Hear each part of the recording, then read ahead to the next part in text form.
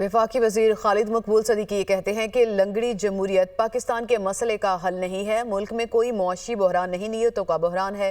سیاسی بحران بھی 2018 کے الیکشن کی وجہ سے ہے۔ پاکستان کو معاشی خسارے نہیں، ٹرسٹ ڈیفیسٹ کا سامنا ہے۔ وہ کراچی میں میڈیا سے گفتگو کر رہے تھے۔ نہ اس طرح کی ٹوٹی پوٹی لنگڑی لوڑی جمہوریت اس کا پاکستان کا مسئلہ حل کر سکتی ہے۔ آج پاکستان میں سیاسی بحران ہے، یہ 24 کے الیکشن کی وجہ سے نہیں، 18 کے الیکشن کی وجہ سے۔ پاکستان میں جینوین جمہوریت کی ضرورت ہے۔ جب تک عام پاکستانی کے مسئلے کو نہ صرف جانتے ہوں بلکہ زندگی بھر اس سے نبرد آزما رہے ہوں، جب تک وہ ایوانوں میں نہیں جائیں گے مسئلہ حل نہیں ہوگا۔ میں یہ سمجھتا ہوں پاکستان کے اندر اللہ تعالیٰ نے جو وسائل دیے ہیں، میں پاکستان میں کوئی معاشی بحران نہیں دیکھتا، میں پاکستان میں نیتوں کا بحران دیکھتا ہوں۔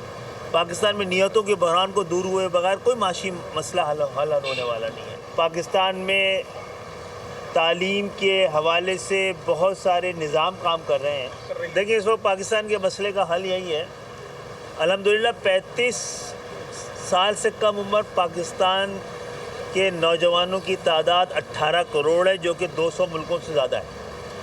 اب یہ 18 کروڑ نوجوان ہمارے لیے اپرچونٹی بھی ہے اور ایک بہت بڑا چیلنج بھی ہے۔